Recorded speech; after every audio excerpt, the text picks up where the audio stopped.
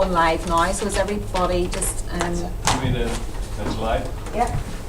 Okay, good afternoon everyone. Sorry, good afternoon everyone. Helps if I have my microphone on. Especially to those watching live stream Policing Board meeting to receive reports from the Chief Constable and the Director General of the National Crime Agency, who you will be hearing from in a moment. This is the first public session of the board since reconstitution at the beginning of April, and I'd like to formally extend a welcome to all of our new members who have joined us. We're operating a 50-50. It's actually slightly lower than 50-50. We've got less than 50-50, or 50% of the board here. So 50% are socially distanced in the room, and the rest are joining us by video. Welcome to them. Hope everything goes according to plan, as my hosting iPad is currently standing at 1%, but it's holding at 1%, so hopefully you'll all keep having your smiling faces on the screen for everyone to see. Chief Constable board members have been regularly having reports or receiving reports from you on the police response to COVID-19 over the last few weeks. We've been able to ask questions around the actions and receive comeback from you in an appropriate manner as you have sought to support the decisions of the executive at this time. As a board, we support the approach taken by the police and also took the view that greater clarity with regulations set by the executive would be helpful to police interpretation in some areas, and we know that some of that was clarified, but you continue to police as you believe to be the best fit model. We have, as you know, asked our Human Rights Advisor to review and report to the board on the policing approach and to exercise the new dispersal powers alongside any other operational policing decisions that have been taken in response to COVID-19. This will, we hope, provide assurance around issues that have the potential to impact on public confidence in the service. We published our next 5-year policing plan at the beginning of April. We have agreed a particular focus this year on tackling domestic abuse, amongst other issues. As a board, we're keen to hear about the impact on crime generally and delivery on other measures, but the response to domestic abuse is an issue we know has been an increase in calls to your service. Director General, there have been a number of significant NCA operations with Northern Ireland links, so well done there. We appreciate the action that's been taken. We also are keen to hear about future plans and priorities for the agency.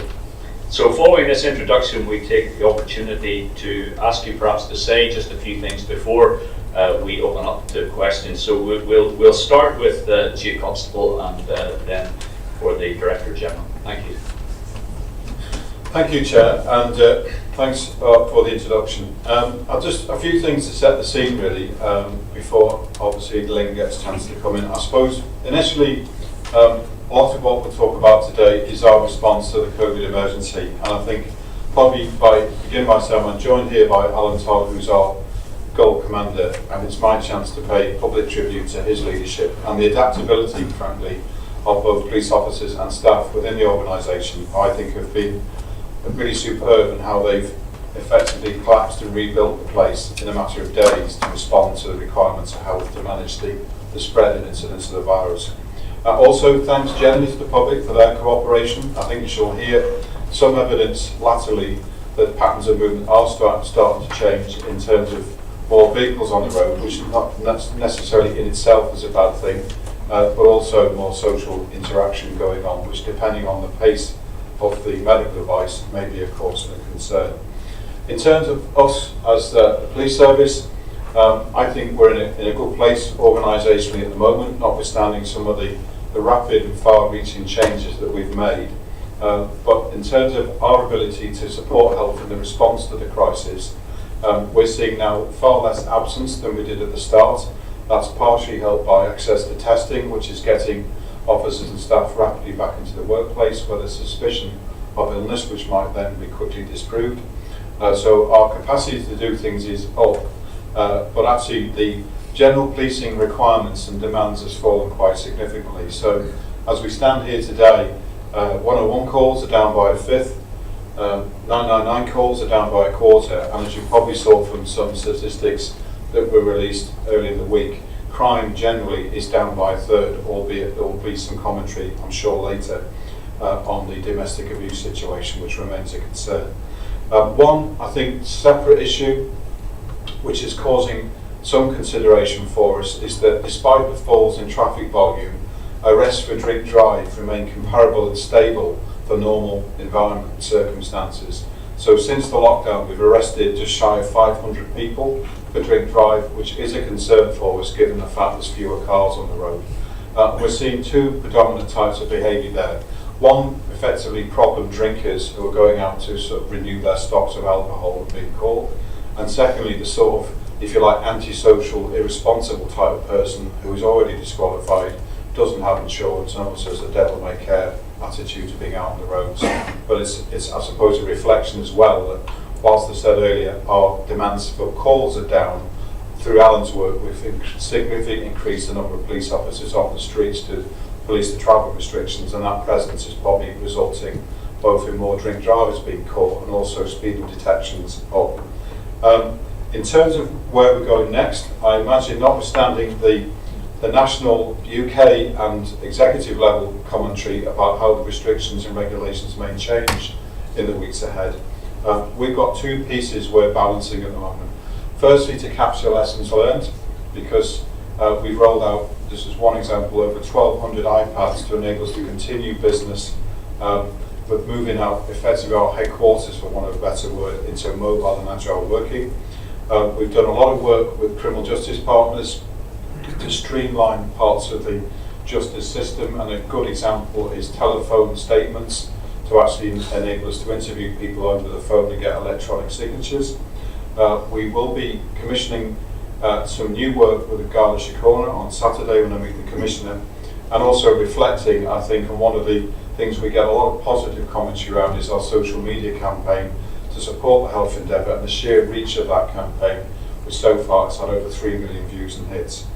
I think the other thing is planning for the future. Obviously there's a lot of uncertainty around both socially and economically. We can only sort of speculate and predict, maybe as there's less money about, can we expect to see in the months ahead more acquisitive crime, perhaps more violent crime, particularly in the domestic setting, and again more misuse of the roads by people that are not insured as money gets scarce. So we're trying to sort of get ahead of that and predict things. Similarly, whilst we've been dealing with the COVID crisis, there was a critical report published last week about our response to management change in the past.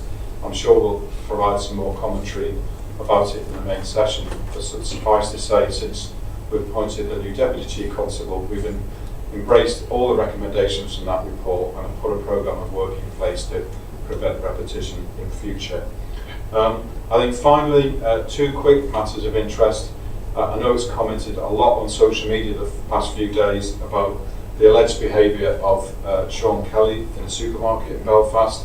I think suffice to say now there's an investigation and it's been in the public domain that he's been interviewed. And also, I know there's been interest since we started the issue of them in terms of spit and bite guards, and I welcome the scrutiny from the Human Rights Advisor Chair that we've used those 11 times since the beginning of issuance of both custody people and also officers in the COVID teams and our response.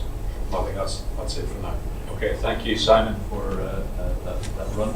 Thank you, Simon, for that run through of your report. Lynn, perhaps you would again give us just an introduction to NCA, and then we'll take questions after that. Thank you. Thank you, Chair. Just join your opening comments in congratulating the new members to the Northern Ireland Policing Board, and to congratulate you and the Vice Chair on your appointments. The National Crime Agency leads the UK's fight to cut serious and organised crime, and we absolutely recognise that appearance before this policing board is an important part of our accountability and our answerability to the communities that we are privileged to serve. We serve the communities of Northern Ireland alongside the Police Service of Northern Ireland, who are very, very important partners to us. We have provided you with a detailed performance report. I'll just draw out some pieces of that for your specific attention in a moment. And I will conclude in a while with talking about what the National Crime Agency is seeing in terms of the changing nature of the threat through this COVID process. Every year we produce a national strategic assessment that highlights and outlines the threat from serious organised crime. It's called our National Strategic Assessment. That's been published since I was last before the board, and I look forward, hopefully, when this crisis is all over, to be able to join you again in Belfast, but just to draw a couple of headlines out of there that are important context. So the first thing to say is that serious organised crime costs the UK economy about £37 billion every year. We believe there are about 350,000 people across the UK engaged in serious and organised crime, and sadly, about 300,000 people show a sexual interest in children. In this year's report, we highlight technology as a theme. Of course, we've seen from using technology like this, it does help in times of crisis, but there are some negative sides too. So people being able to operate on the dark web, people being able to hide behind encryption, and people being able to trade in virtual assets through things like Bitcoin. So that's a real priority for the agency in this financial year if we're to get on top of serious and organised crime with all our partners. In respect of the operations that we've run, as I say, the report details them. Just to bring to your specific attention, we are particularly focused on those who cause harm to communities through their supply of firearms, drugs or connected violence. Some of the detailed performance in this area is on page 3 and 4 and 5 of the report. So in respect of firearms, the seizure of 2 firearms and a quantity of ammunition during a house search in Carrickfergus, resulting from information developed and shared by the NCA with PSNI. The suspect was linked to loyalist paramilitary groups and inquiries remain ongoing. In respect of drugs, activity has continued in this quarter with approximately 36 kilos of cocaine seized in late April and 2 arrests made in connection with a Northern Ireland-based OCG. Last time I appeared before the board, you were very clear with me that you wanted us to use our civil recovery and tax powers to better effect to get ahead of the curve so that crime doesn't pay. So I'm really pleased to say that as we detail on page 6 of the report, the NCA Civil Recovery and Tax Team in Northern Ireland are working closely with HMRC and PSNI within the paramilitary crime task force, and we are progressing 9 investigations actively at the moment, targeting some £2.5 billion in assets. It's also true that in that work we will try and take down sites that are taking assets from others.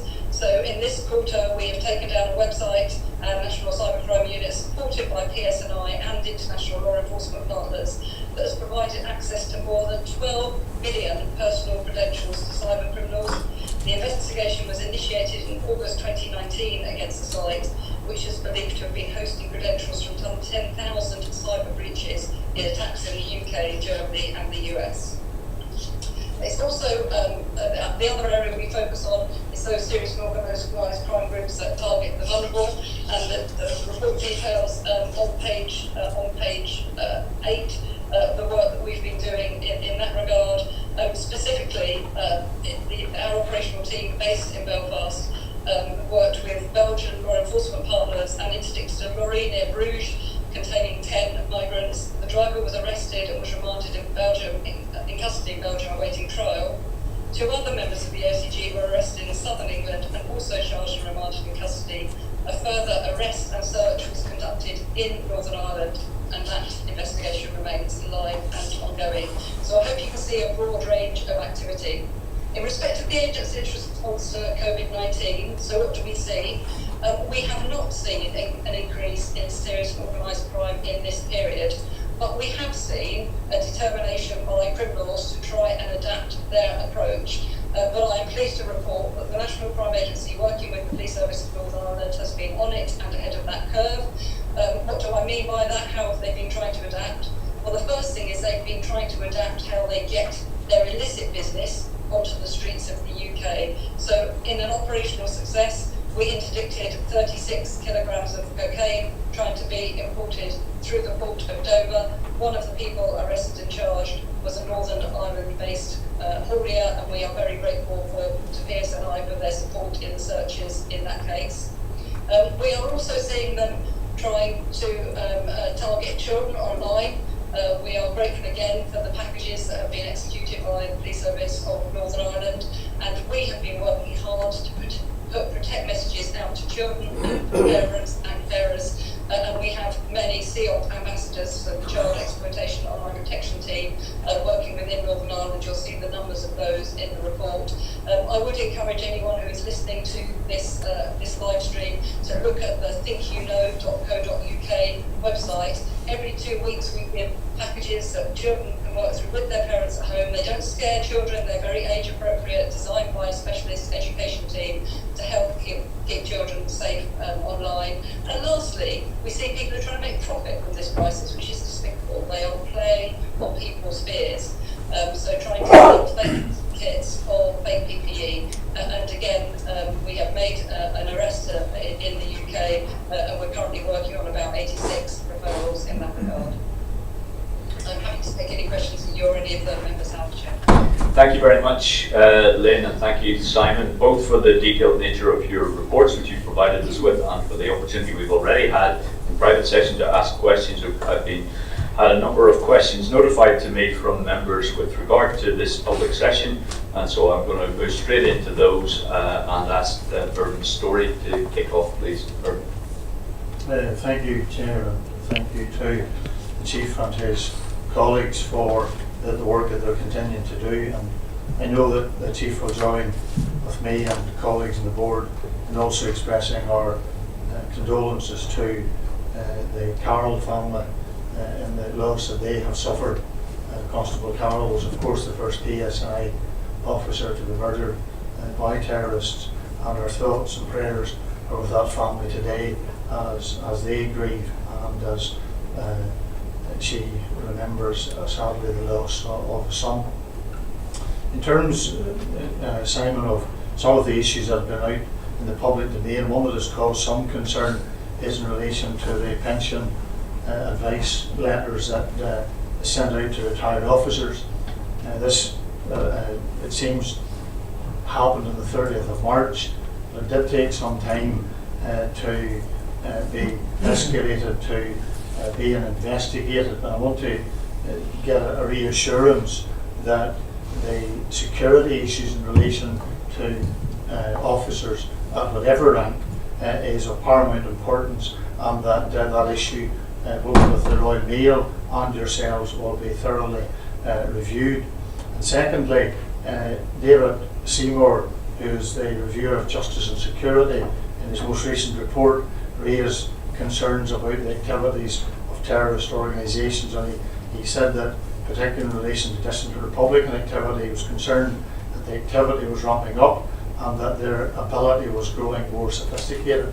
In these times when we have seen a reduction in crime, thankfully, I have no doubt that those who have other evil intent will be seeking to find ways of regrouping and focusing their activities. Can you give an assurance that every opportunity will be used to ensure that those people who have that evil intent are still being pursued and being kept a very, very close eye on?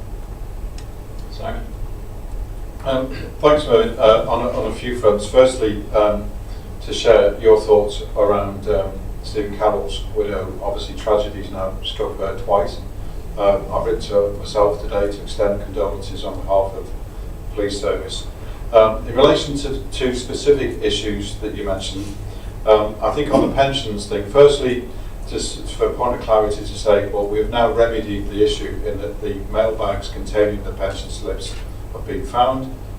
They've now been posted on to the desired recipients, and there is no sense of any breach of anyone's security at the moment. And I think, whilst there's always some things to learn here about the presentation of the slips, there was nothing, as far as I'm aware, that would identify you as a former member of whichever police service.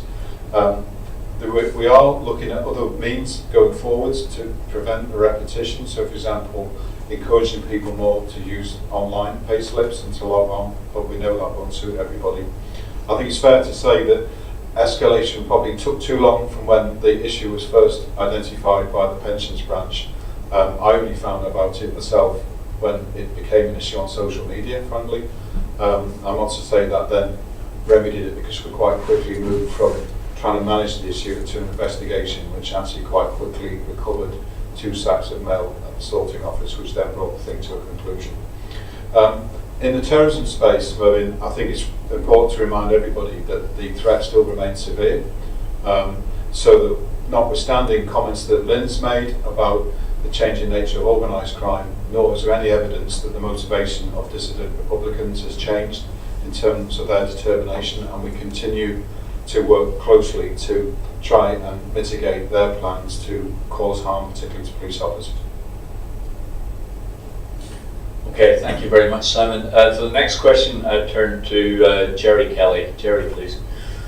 Thank you, Chair, and let me put my condolences forward to Stephen Kyle's family as well, and those coming from the whole board.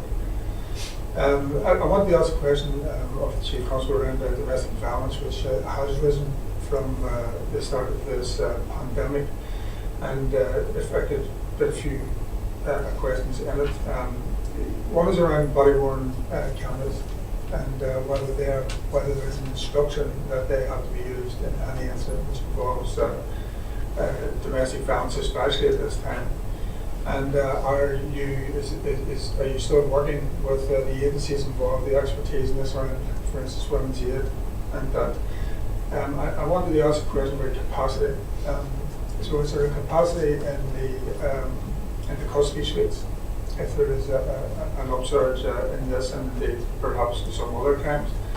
And although it's a question for others, then I just wonder if the capacity in jail, I know there's a number of prisoners released, but is there a reluctance now, especially for recidivists, people who are at this on a series of occasions, any reluctance to take action, the necessary action to take them away from being able to harm people? Okay, thanks, Joey. I think a few things there. Firstly, thanks for the question, because as the Chair himself said, it's one of the operational priorities for the year, notwithstanding the COVID situation. It is an issue of concern for us at the moment, and it reflects broadly a UK-wide picture, as well as inevitably people confined to home then sort of resort to all forms of domestic abuse. We've received just over 3,100 calls since the start of this month, of April, and actually we are seeing a big difference week by week in the number of calls we're receiving, as opposed to what we'd anticipate. So to give you some sort of snapshot, on a normal week we'd expect to see in the region of about 570 calls that relate to domestic abuse, and at the moment that's quite consistently running at about 630, so you can see the gap. Now, not every incident is a crime, so you will see when the figures are eventually published that some things are resolved by means other than the arrest or taking a report of crime. But our key bit is to prevent repeat victimisation or the crime taking place in the first place. So one of the things we've been doing since the start of lockdown is effectively a weekly most wanted list across the districts, which Alan's been coordinating through his sort of command and control processes. We've identified the 75 most wanted in the domestic abuse space, and every day we task out search inquiries and arrest inquiries for those people. Of the initial batch, they've all been arrested now. 38 have arrested and 18 have been charged, 20 reported, 40 have been dealt with by other means, and that process continues on a rolling basis. I think you're quite right as well, this is not just a police endeavour, it's about working with other agencies, and I know there's concern been expressed to me that clearly there's been other monies made available in England and Wales to support domestic abuse advocates and third-party charities, and we haven't yet seen the sort of same level of investment here, and it would be keen to see that, not just for the period of lockdown, but perhaps some fresh thinking about how we approach this issue going forwards, because on any assumption, given the probably dire economic outlook, as the situation in the outside world doesn't change in a positive way, the risk of further domestic abuse in the months ahead to continue to increase will be there. So in terms of capacity, we're not taking a no arrest approach here, because clearly it's a matter of utmost concern. We do issue instructions that we should be using body-worn video where we can to record first evidence, either from a victim or the scene you face when you go into usually a home. And I know from conversations that I'm having weekly with the head of the prosecution service, Stephen Herron, that best evidence is always preferable, but it's continuing to sort of reinforce that to frontline colleagues. Custody capacity doesn't seem to have affected the arrest pattern. Arrests are down about a third compared to normal levels in the general sense, but obviously Here there are specific imperatives about protecting victims, recovering evidence quickly, and if there's a crime in front of us, we will take positive action. But we do look this really closely. Behind the scenes, we are changing some of our approach to domestic abuse so that, notwithstanding the crisis we're in at the moment, we're creating a new community safety department headed up by Mark McEwen, and therefore the public protection branch is going to have moved into that bit, so we feel there's a stronger line between early intervention and prevention initiatives as well as investigation. And clearly, as that beds down, it's something that we will report further here. Yes, sir. Because you mentioned a new unit in community safety, is that for domestic violence, or is that across community safety and domestic violence is involved? It's the latter, Gerry. So we're looking at a broader approach to managing community safety in the realm with partners with the Department of Justice, and obviously a key feature will be domestic abuse because it makes up 1 in 6 crimes at the moment. Thank you. Next question comes from... Sorry, Chair, I had to give a supplementary to that. It's you, I was coming to Dolores. I was about to say, next question from Dolores. I know there's a supplementary to that, and also a question, I believe, for Lynn Owens as well. So, Dolores. Thank you, sorry, Butcher. Thanks, Chief. Chief, there have been, I think the Justice Minister referred to 4 domestic abuse, and I think she was subject corrected, it was 3 domestic killings, if you like, abuse, and 1 homicide. And in those calls that you're receiving, is the level of severity of violence increasing? And also then, have you had any sense of an increased risk to children and young people, both within those situations or in general in terms of the at-risk register? And if so, you know, what support are you getting from your partners? You know, are they equipped to deal with places of safety, etc.? Yeah, a number of issues. I think, sadly, firstly, I'll be careful what I say because sometimes comments roll out into sensational headlines, don't they? But there have been occasions where the level of violence has appeared to be extreme. Obviously, sadly, sometimes people have lost their lives, but equally people have also been severely injured with life-changing injuries. I think be careful to go much further than that, given the fact that a number are now in live investigation. But it's something that we are watching closely. And again, that's about encouraging people actually out in the community that sometimes neighbours can be our biggest asset. If you feel somebody is vulnerable to domestic abuse, don't ignore a family row, don't ignore sounds coming from behind the wall next door, and call us, because we'd rather turn up and resolve something quickly and nip something in the bud than turn up hours later and find, sadly, we've had another murder. In relation to broader issues around protection of children and social services, I mean, I know, for example, as Lynn was talking before in her introduction, and may come back about concerns about online child abuse and how that's playing out at the moment, given the fact that people are confined largely to home, accepting the sort of restriction to let you go to work, etc. And that's something that clearly is another matter of concern. But also Mark, again, in his community safety space, is working hard with colleagues from social services to maintain that grip around notification of children at risk. And actually a number of incidents which probably Alan can follow up on around how we're called into, for example, children's homes and dealing with some quite difficult situations with people in care but also exhibit COVID-related symptoms, which presents its own level of challenge. So it's not something we've taken our eye off the ball, but as a number of partner organisations have had to change their working posture just like we have, it's making sure that people don't fall between the cracks and the children at risk remain protected at this unique time. Okay, and I don't know if you want to ask more of that, Dolores, but also the question then for Lynn. You preferred Alan, I wasn't sure whether he was going to say anything or not. No, I think the Chief's covered. Dolores, that's what I was going to say. Well, thank you. Well, the question, I mean, that's obviously very disturbing news, Chief, and I think as a broader society, we all have a role to play in being a good neighbour and friend to those in need. But can I ask then, in relation to Lynn, and I know you've given us some information in our private session around the availability of drugs. I mean, I congratulate the NCA on their wins around seizures of drugs and prevention. But I have noticed as well at local level, some low-level criminals taking a greater level of risk of breaking into people's cars and daylight, as there seems to be a desperation to source drugs.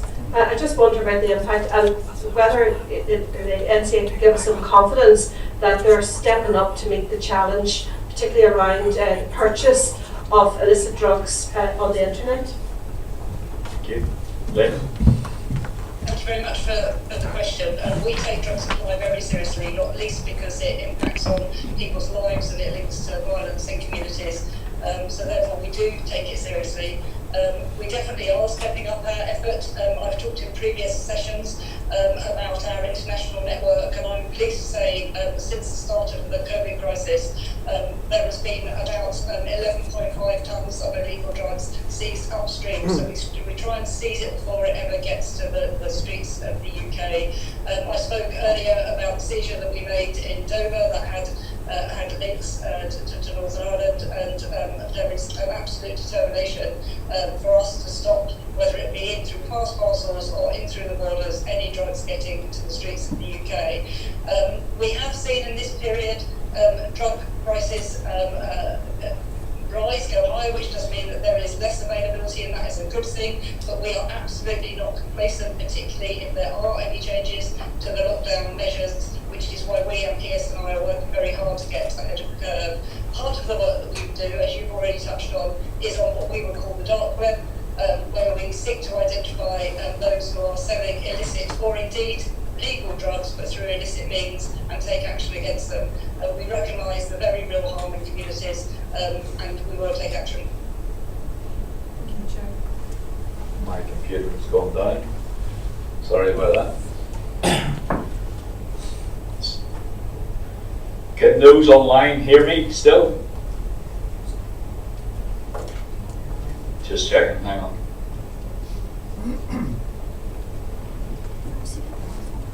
Can those online hear me? Yes, no?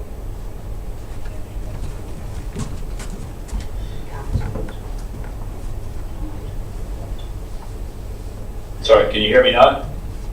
Yeah, apologies for that. Sorry that my iPad has gone down. It was running very low on power. Where were we? Sorry, we got to the end of that particular question. I think, unless I'm mistaken, so I got thrown there slightly. You're okay, Lynn, with the answer? Yeah, thank you. In that case, it's Joanne up next, and again, she has questions both for Simon and for Lynn. Joanne, please. Thank you, Mr. Chairman.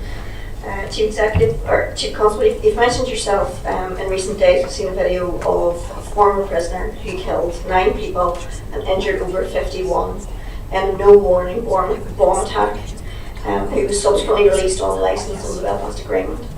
And in this video, we see this person apparently in a shopping centre preparing to attack another man with an iron bar. I note that he has voluntarily presented himself for interview, but perhaps you would first of all clarify why he wasn't arrested and had the opportunity to present himself.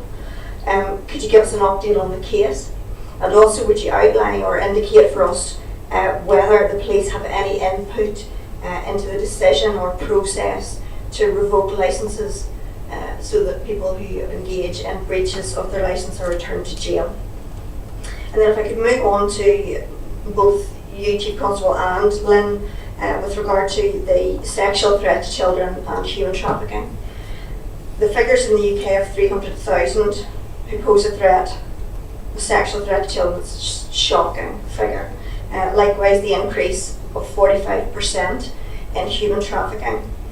I'd be interested to know how the figures in Northern Ireland compare to that. I've expressed concern before, and I'm always conscious and worried as to whether or not our statistics with regard to identification of those people, of those children at risk, and of those people at risk of trafficking are identified as quickly as they should be, and in the numbers that they should be, that actually reflect the scale of the problem. So in terms of that, I'm interested to know, how good are we in terms of results? How good are we at identification? Do you see gaps? And what more do you think could be done? Okay, I'll let Lynn go first and then Simon. Thank you. You are absolutely absolutely right to alight on those horrific numbers. 300,000 potential people who have an interest in children is a really worrying number. And it is true to say that whilst the results from across law enforcement, including ourselves and PSNI, are on an upward trend, about 750 arrests every month, that clearly doesn't cover the totality of the figures. So for both child abuse and human trafficking, we believe that there is an underreporting. I'm going to take them as two different topics because I think they present in two different ways. So on child abuse, we get to those figures through two routes, and Simon will get referrals a different way. So we have referrals in from the National Centre for Missing and Exploitation Exploited Children, which is based in the United States. Those referrals come into the National Crime Agency, and once they are here, we assess them and then pass them out to local policing, and the Police Service of Northern Ireland will deal with the majority of them themselves. Some of those instances, if we believe they are linked or very serious offenders, particularly if they're in a position of trust, we will take on and investigate ourselves. And your question about how the PSNI respond, there is broadly a good response, and I know Simon is focused on doing that at speed. The second route into understanding child abuse is through the proactive work we do. Now, much of that is covert, so I can't talk about it in detail on this forum, but suffice to say we do try and target people who are operating on the dark web or people who are travelling sex offenders, as an example. Whilst technology has so many strengths, the ability of somebody to sit in a room like we're sitting in now virtually and order the live abuse of children is truly horrific. And only yesterday, or the day before yesterday, our partners in the Philippines, including our officers that are based out there, were able to take action against a lady, arrest a lady who was engaged in arranging the live streaming of children from offenders who can be based around the world. The other thing we do see is offenders from the UK travelling to abuse children. We call them travelling child sex offenders, and again, we, along with local policing, monitor them very closely and seek to take action where we can.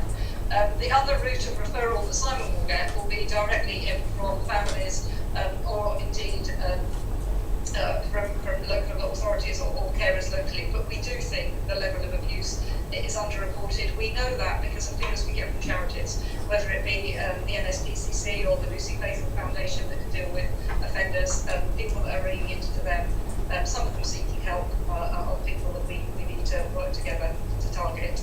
On trafficking, we think some of the rise in figures is because we as law enforcement and broader partners are getting better at spotting victims of trafficking.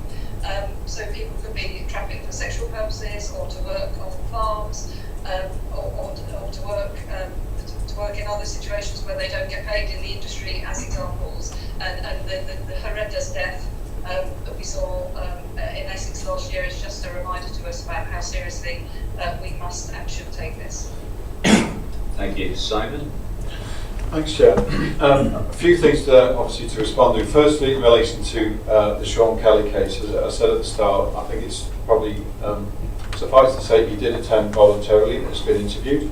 So that investigation is now progressing, but because it's a live investigation, I think it would be risky to say anything further at the moment.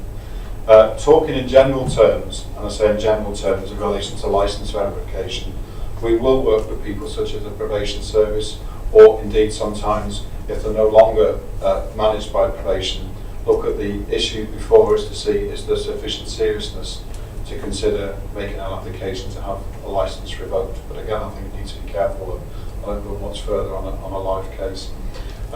Moving to the questions you sort of developed with Lynn, and I would share, firstly, a few things, to share her analysis in terms of concern. To thank the NCA for their support in terms of the packages they bring us to enable us to take swift action through searching people's homes who are abusing people by watching abuse online, etc. But I do remain concerned that probably inevitably here we're only scratching the surface in terms of what we know between what actually is happening. So again, it would appeal to people that if they have information about individuals who they are concerned may be abusing children by whatever means, that to either contact us directly or to use the Crime Stoppers hotline if they don't want to do it in those terms.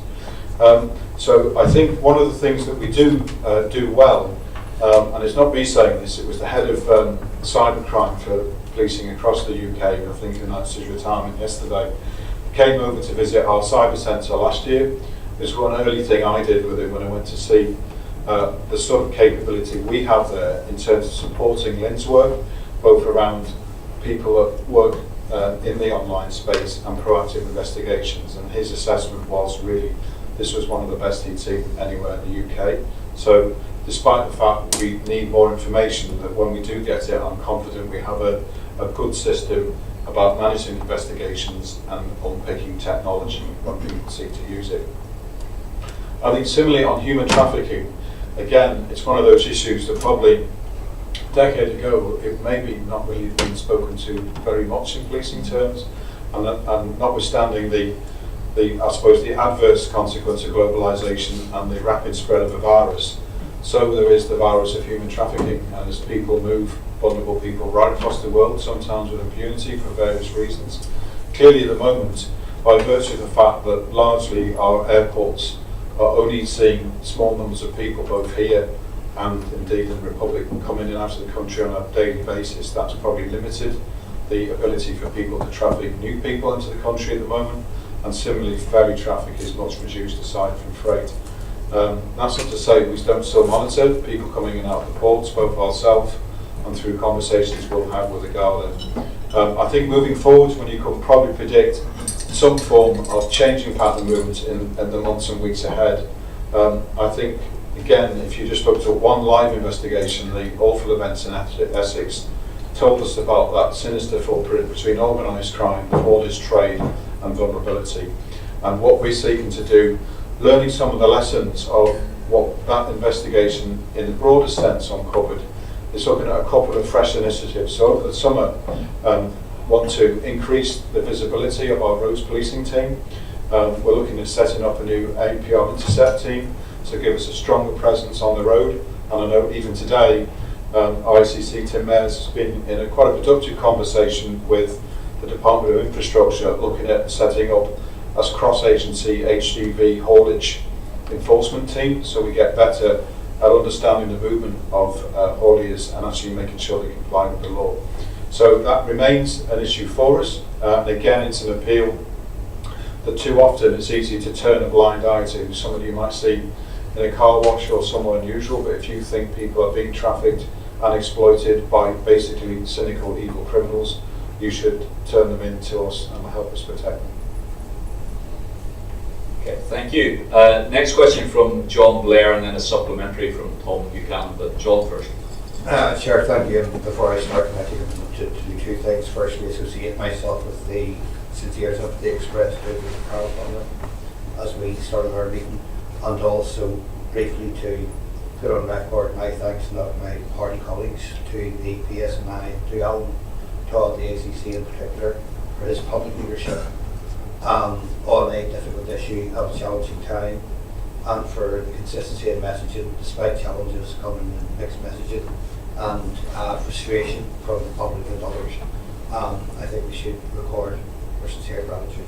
The question is also based on the COVID-19 situation, and in recent weeks we've seen increasing reports of antisocial behaviour culminating in on-street fighting, either semi or semi-organised, seemingly based in and around Belfast, according to social media and the media.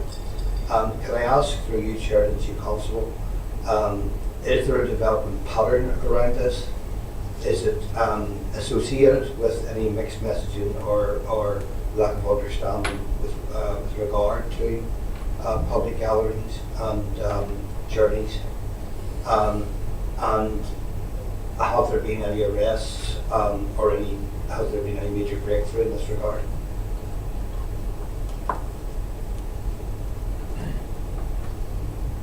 Perhaps if I let Alan answer this one. Okay, Alan, yeah. He's doing. Thanks, Chair. Thanks, John. Thanks for your kind remarks. I know there have been 2 or 3 key incidents which probably were given a lot of prominence through social media coverage, which were nasty and serious in their own right, weapons used and groups of people attacking each other. Thankfully, on 2 fronts, where those events have happened, and this has been 2 or 3 of them, We have conducted inquiries and made arrests in relation to them, so I think that's a positive. I would say that on a daily basis we have a 24-hour, 24/7 control room around this COVID-related activity, and those incidents such as that, notwithstanding the prominence they get on social media, are thankfully very few and far between. So it's not a common occurrence. Clearly one is too many. Clearly we'll respond to that and clearly we'll deal with it, and there have been arrests in those circumstances. I don't think it links to the wider challenges around the restrictions within the regulations, and I don't think it is widespread. But I think, given that this is a public opportunity, Chair, as we head into to a bank holiday weekend, where some people may be considering having street parties, where people may be consuming alcohol and celebrating, the potential that gets away from what it's intended to be and becoming something else, which is the challenge to policing and the public peace generally. I would appeal to everybody to adhere to the restrictions and stay at home and behave responsibly. Remembering that there's no provision within the regulations for street parties. People are required to be in their homes or in their gardens. And just because you choose to socially distance in a public space to have a party, or socially distance on the street to have a party, doesn't mean it's within the restrictions. And clearly, well-intentioned plans at the start can get away from people as numbers grow and maybe alcohol is consumed. So it would be a strong appeal from us as a service over the weekend for people who are considering that type of activity, either not to do so or to make sure if they do so responsibly within the restrictions. Thank you. And Tom? Some of the reports coming Can you through- put your mic on, Tom? Some of the reports coming through in this don't make good reading, but can I ask, is there any indication of the age of these perpetrators that are taken, that are doing this, and the victims that are involved? Are they doing it of their own, or are they driven by some other organisation? Can you put the mic off now, Tom, just so we can get Alan? Thank you. Thanks, Sean. Just to be clear, are we talking about the serious incidents that were covered on social media? Yeah. Yeah. The indications are that they're distinct and separate incidents. Some of them have been disputes between family or extended family members and have had that tension behind them, or people who have had long-running disputes. And perhaps in a time of restrictions where people aren't moving about as much and people's whereabouts is more predictable, it can, where you have these disputes, make it more likely that you'll find the person you're looking for if you're in a dispute with them. So there's a background to that, but they have been pretty distinct and pretty low-level incidents where they've occurred, and where they've occurred, we've responded to them and dealt with them accordingly. Okay, thank you. Over to Michael Atkinson for the next question. Michael. Okay, Chief Constable, good afternoon, and congratulations to yourself and Alan with the success you're having in managing a very difficult situation. I want to draw your attention, please, to the recent audit office report which was issued early last week, which was focusing on reduction of costs within the PSNI. Just in terms of sort of simple background points, amongst the number of significant positives in the report, it did highlight some shortcomings in terms of the strategic approach, particularly to one of the cost-saving initiatives around priority-based resourcing, and highlighted issues around project definition at an early stage and ability to measure accurately as things went on. The report also referred to a further interim efficiency programme being brought forward. The PSNI reply did appear to accept certainly some of those criticisms and the positive notes as well. And it also referred to some further strategic business cases which had been prepared. So I just wanted to ask you briefly, please, firstly, how you plan to take on board the learning from the audit office report along with the recommendations, and secondly, whether there's any strategic changes that you're planning in the foreseeable future, maybe around restructuring or whatever, to give greater accountability to these type of change initiatives. And finally, whether the board here can be of any help to you as you take some of this work forward. Thanks for the sort of the explanation as well as the question, because this was a report obviously published quite recently, and it goes back to some assessment of a previous attempt at change. I know personally from previous jobs I've done myself in another jurisdiction, I've actually found priority-based budgeting as a method quite a rational and objective way of, if you like, repurposing an organisation in times of austerity, when you're going to make hard choices about how you use shrinking amounts of money to continue to provide policing services, which themselves have to change the responding environment. So I wasn't here at the time this process was applied, but I can understand the rationale as to perhaps why it was. I think the Deputy Mark Hamilton, in responding to the concerns raised in Port, accepted wholeheartedly the recommendations within it. And I think when you talk about moving forwards, there's a few things. Firstly, two are correlated. You made reference to business cases that before your time on the board, I, through the team here and with the support of the board, have submitted 3 key strategic business cases that are actually linked to help us modernise the police service going forwards over the next few years. One is the well-rehearsed sort of grow the organisation to 7,500 police officers, and that's complemented by the need to modernise the estate as well as invest in digital technology, some of which we've been actually able to accelerate now because we have rolled out in the unique circumstances of COVID. One of the unintended consequences was a rapid step into more mobile and agile working than perhaps we would have done had we been operating in a different state. So we are looking to see strategically how we reposition the organisation. In terms of remedying some of the gaps, I think what we've been able to do firstly through Mark's work is put more of a rope round something that looks like a more coherent and costed change programme.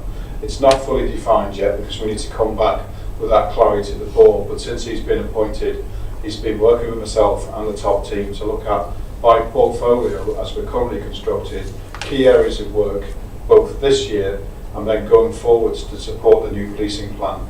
So just as the Chair announced the new plan at the start of the session, we're building a change programme we're calling Horizon 2025 to try and bring that sort of discipline and coherence that's really quite explicitly said wasn't there in the report, in terms of we might have begun a project but we didn't manage it well enough and we didn't in the business speak see and realise the benefits.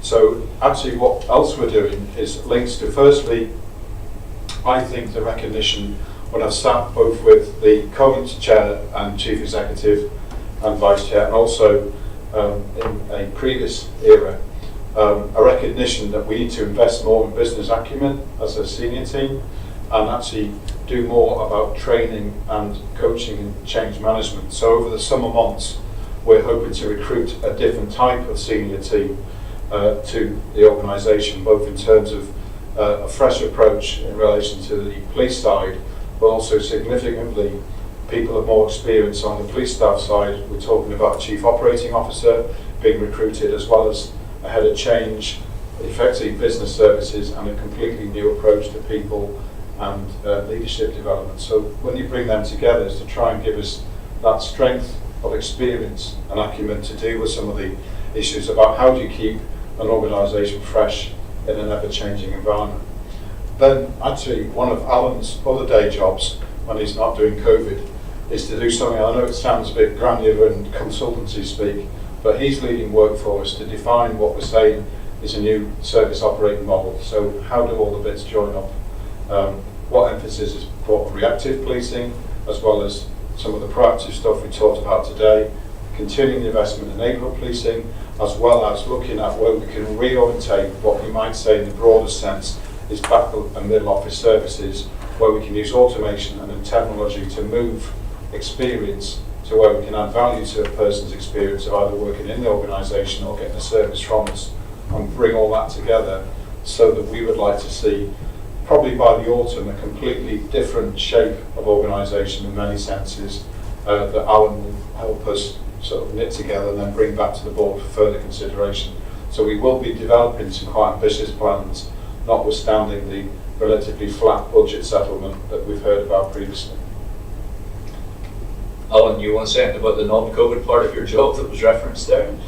That's just Monday's Chair. It's just another day. Thank you. Okay, next question then is online, and it's Thomas Frawley. If you want to put your question now, please, Tom.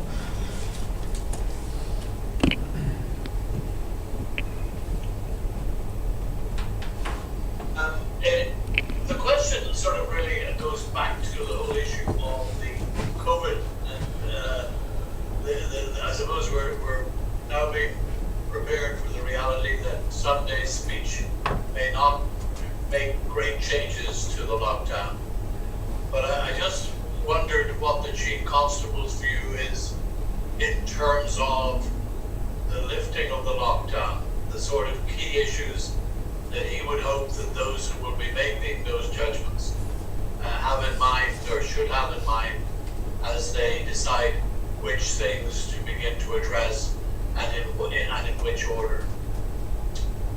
Thank you. Simon? Thanks, Tom. Thanks for the chance to comment on that. I think, well, firstly, both Alan and I quite regularly have been having, in different ways, contact with both civil servants and politicians that are wrestling with some of these issues. And I think clearly what we've been seeking from the outset is a clear mandate from the Minister of Health to enable us to support the Department of Health in policing the regulations. And that's a conversation we continue to have, as well as a plea for guidance around any restrictions. I think Alan touched upon it before. One of the things that we're keen to see is support from other relevant agencies in terms of the designation of powers if the environment in which we're working changes, so that if you can anticipate, for example, a growing risk of acquisitive crime and other things going forwards, that we want to be able to flex our resource to deal with policing things rather than actually having to enforce other people's regulations. So whether that's in parks or businesses or in other environments. So we are pushing quite regularly into the Department of Health for more designation of other agencies. That'd be a clear and specific ask. I think between us as well, we've shared concerns about making sure that any, our advice would be that any relaxation of people's liberty, in a sense, draconian as it might sound in public space, doesn't unravel the health gains, so that there's some objective and sequence consideration that if you move one type of freedom here, it doesn't unravel the famous R factor, and that because it hasn't been thought through, it's just more a list of desirable things to do without clear understanding of the consequences. It could put us under pressure, both operationally and indeed undermine the very objectives of the health regulation, which is about the incidence and spread of the disease in the first place. But I don't know whether Alan, who wrestles with us on a daily basis, wants to say anything else. Alan? Thanks, Chair. I agree with the Chief. Actually, my view is that the requirement for designation of other bodies is already with us. The need to police with a small p public space, more businesses being open, how those businesses are conducting social distancing, how they're providing for public safety, is something policing could certainly do with wider support on, given that there has been some tendency to increase breach of restrictions elsewhere, which requires the police services time. So I think that wider effort across partners, of which we're clearly one, I think that time is here, and the sooner we get that designation out, from my perspective, the better for that. But in all these things, and the right that the Chief and I was put on that is, the restrictions are health protection restrictions, and they are there for the purpose of health protection, and the best people to judge that are the health authorities, and we're there to play a role in supporting that, notwithstanding that wider partnership piece that would help. And as I said earlier, there's a challenge, I think, for politicians, police officers, and all our partners about deciding at which point you don't want to police this with a P anymore, because it will move from a policing situation to a public trust situation. And clarity about when that point comes will be best for everybody, so we can plan towards that point, because it will come, the restrictions and their interpretation and the guidance required will become more complex over time as they're released. I don't anticipate a seismic change this weekend for the next 2 to 3 weeks, but beyond that, I think we need to clearly decide and clearly communicate to the public when it moves from a policing and restrictions purpose to a trust for general health purposes. And the clearer we are about that, I think the better it will be, and clearly for both the public and the police. Thank you. And again, just to assure you, we have been advocating on your behalf for some clarity around that, because it is absolutely crucial. I agree, trying to police ambiguity is never a good thing. Another question then online again, Trevor Clarke this time. Trevor, if you can unmute your mic. Thank you, Chair. I'll get 2 questions if that's possible. Yeah. The first one is about the PSNI Facebook pages. Concern has been raised over the last number of days, and this last number of weeks, about the removal of the name of PSNI and going for a different image. That's my first question. And then comes the compliments, of course, and the work that PSNI doing in relation to COVID-19. How prolonged they have been about on the streets, stopping traffic. And I think it's very pleasing, and I think it's encouraging for most members of the public to see that. Except there's one concern, I suppose, or there's a concern that some people are raising in relation to that, and that's the distance the officers conducting the stops are coming in contact with the members of the public. So I understand it's a difficult task. It's a welcome presence to see it happening. Well, I wonder what other measures we can take to prevent some sort of visual screen between them and the persons they're stopping, given that I suppose we're still in a situation where this could be spreading. Did you get that, Simon? Yeah. Okay. It's probably easier. I'll deal with the Facebook, and then Alan talk about distancing and protection. Yeah. I think what's happened in the last few days, Trevor, as you know, is that as part of our sort of attempts to sort of streamline and make clearer how we have a good presence in digital space, and you made reference to our efforts. I think we've seen over 3 million views of our social media campaign, which, as Alan said in his last response, is there entirely to support health endeavours. We've swapped out the 4-letter acronym, which obviously goes back nearly 2 decades to pattern PSNI for the word police, because actually that was what was intended in pattern. We would be seen as a police service rather than a 4-letter acronym.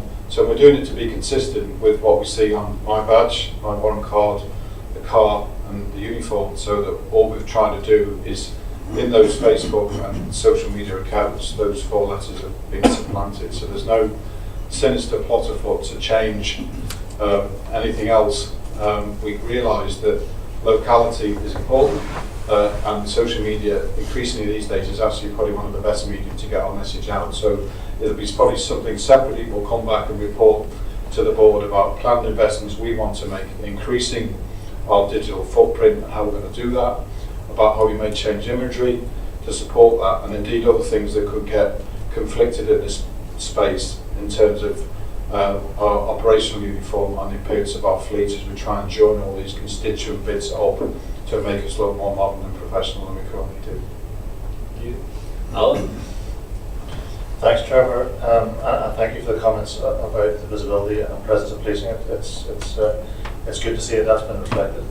Clearly, the issue of how we conduct our business, both for the safety of our officers and the safety of the public, is always a centre front of my mind. There's barely a meeting that goes by that I'm not involved in. We don't touch on this in some shape, size or form. And any use of personal protection equipment in that space is governed by national police regulations, which we're fully compliant with, and that balances the pluses and minuses. And goodness knows there's enough debate around face coverings or face masks and when they should or shouldn't be worn. I don't think I'm the expert in the field, but what I do know is guidance that comes from public health guidance and the police guidance we fully comply with. And clearly we don't seek to put either officers or members of the public in any undue risk in those interactions. We constantly have those conversations with officers, but there is something in the nature of policing that requires social contact and social discussion, and it's very difficult to engage and explain and encourage people if you're not able to have a conversation with them. Clearly we don't want to be people to be putting their heads indoors for that, but where there are close contact requirements, such as the Chief touched on drink driving arrests earlier, the requirement to conduct breath tests, the requirement to stop and search for people who do us harm or who are involved in crime, are also covered by national guidelines. I've just reissued reminders to staff this very day as to how we do that safely, in line with national police guidelines, and we continue to do that on an ongoing basis with staff. Okay. Trevor? Yes. I suppose the difficulty I have, if we listen to the stats in terms of the number of vehicles increasing on the roads, I mean, it's evident that the virus hasn't disappeared and isn't likely to disappear soon. Is there not a possibility that the PSNI could look at some different way, or it be a clear advisor mechanism that they can use to interact? Because there is pictures being sent to, well, certainly been on Facebook again, but with officers in fairly close proximity. So on one hand, the guidance from the government is for us to stay 2 metres apart, and then the police obviously, in terms of their role, doing the normal checks to make sure these people aren't breaking the guidelines, then they're breaking the guidelines themselves by being much closer than the 2 metres. So there is a genuine concern from the public for good reason, but it's trying to get that balance between fixing that and continuing to keep everybody else safe at the same time. Trevor, I think you and I are deeply vigorously agreeing with each other on the need to do that. We do work with the national guidelines to try and achieve that. People do breach from time to time, I understand that, which is why I'm constantly reinforcing the message with staff. I do think getting into issuing wide amounts of equipment as an alternative actually can be counterproductive. These arguments are pretty well practiced, and that's why I have to rely on the guidance, which is fully researched and nationally issued, as opposed to trying to fix a problem on a case-by-case basis. But it's not something that's lost to me. We do keep a regular eye on it, and we'll continue to give it focus going forward. Okay, thank you. Mervyn, you had a question for the Chief to start off. I believe you also got a question for the NCA. If you'd like to put it, this is the last question I have notification from. If anyone else has a question they wish to put, please make sure that you indicate now. Mervyn. Thank you, Chair. I did not to say to the Chief when I was speaking earlier that I just want to place on record my disgust at the sectarian attack and criminal damage that was carried out against a support our NHS banner erected in Dunloy Orange Hall in my own constituency yesterday evening, and can just get assurance from the police that this issue will be investigated, those responsible will be dealt with. The question to Lynn is, and again Lynn, thank you very much for the work that the National Crime Agency does, and we certainly want to see its role continued and expanded in a way that continues to bring those people to justice. You did mention the issue of civil recovery and tax powers, and I would just appreciate if you could maybe outline how important you think it is that we add to those powers, such as the unexplained wealth orders and the extension of the serious crime prevention orders, so that you have at your disposal all the legislative powers to be able to go after the funds of these criminals.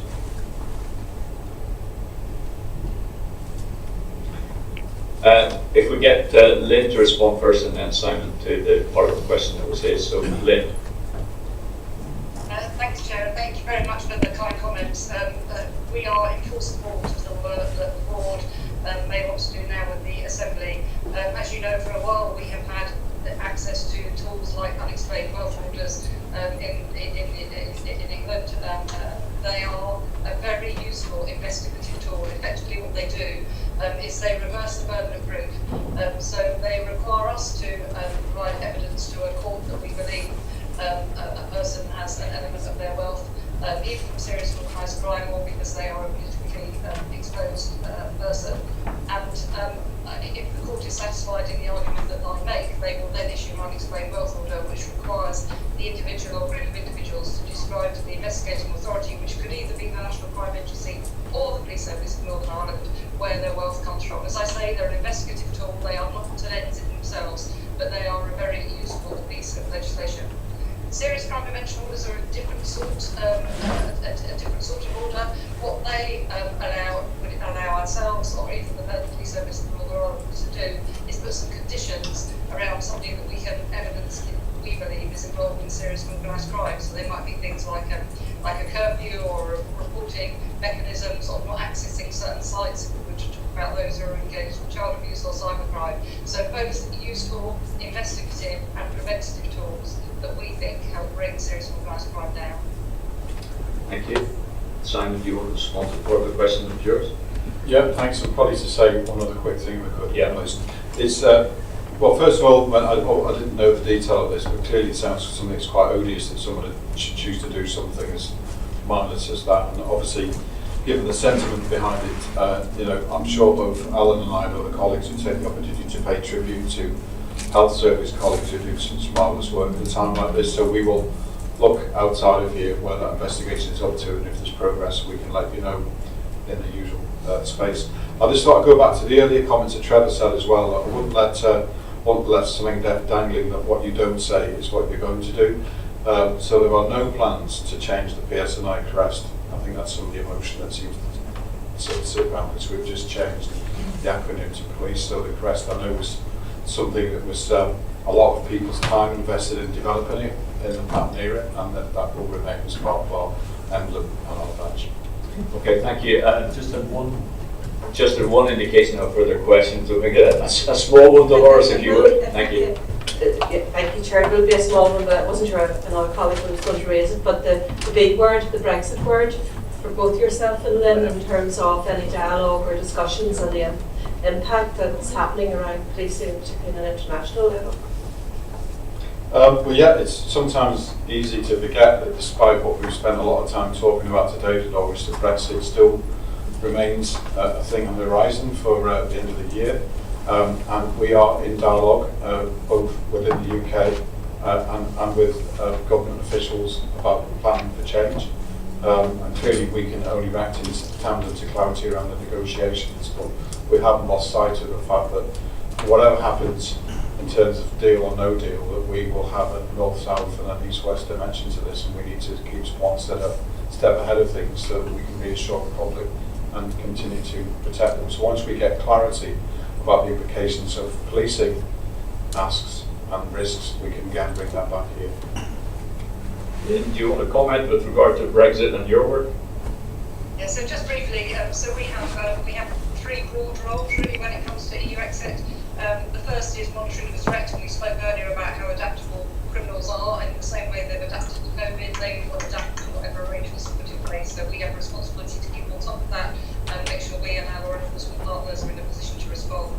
Our second responsibility, we run in the UK International Crime Bureau on behalf of the UK, which currently administers many of the tools that exist through the EU. Wherever the negotiation ends up and whatever the replacements for the tools are, we are ready to implement them to best effect to try and keep the UK safe. And thirdly, as I've already touched on, we have a number of officers based overseas who are working tirelessly with all of our European partners, and we continue to work closely on a number of operational results, whether we're talking about Spain or the Netherlands. And I touched earlier on the work that we're doing in Belgium, the work that we're doing in cybercrime in Germany. So keeping those international liaison officers fully deployed and alongside their international counterparts, so that intelligence continues to grow.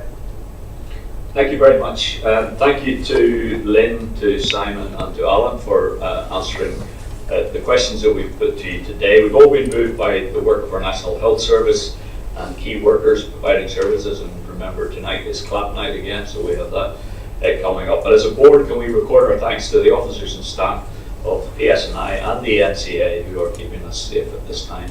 And just to say to those of you who have tuned in from outside, I hope you found this useful, and the next board meeting will take place on the 4th of June. Thank you very much. Thank you.